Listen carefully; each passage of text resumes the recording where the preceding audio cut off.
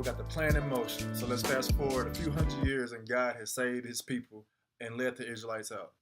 So God lavished his grace upon them, and by his own strong arm, led the Israelites out of Egypt. When this happens, you can tend to expect everything to be given to you. God literally fed them from heaven, fed them bread from heaven, fed them quail.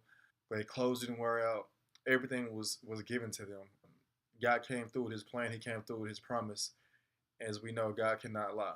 And so God did this so he could set up a nation, but he had to put the people through testing and through hard times and through trials. Things are just handed to you. You can tend to kind of expect them.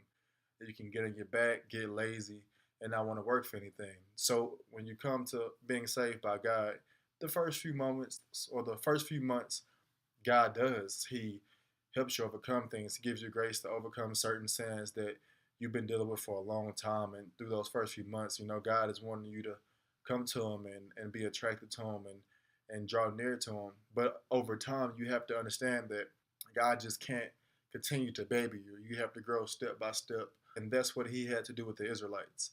He couldn't continue to baby them anymore. And they started to complain against them, as we always do in life. When things don't go our way, when things don't go the way we expect to, we tend to complain. But at the end of the day, everything is in God's will. God has to orchestrate things because he knows in our best interest, and he's not going to hurt us or put us down.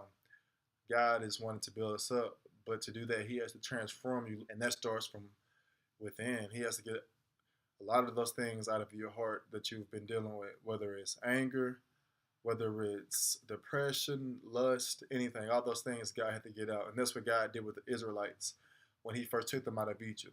Because to set up a kingdom, you have to live a certain way, like we talked about in the last video. And to live a certain way, you have to have a standard of the king, and you have to have the king's thoughts. Your thoughts has to be lined up with God's thoughts. Your way of living has to be lined up with God. So you just can't live any way. And God has to know that you want it. God has to know that you don't want him just because of what you can get out of him, but that you want him because you love him and you want that relationship with him. And through those times and through those trials that the Israelites went through, God saw the Israelites' hearts.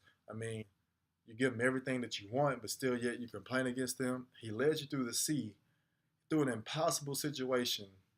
And if you see that happen, it's nothing that God can't do. And we can look back in the Old Testament and think, man, I would have never did that. But that's because we have hindsight. But how many times we do the same thing?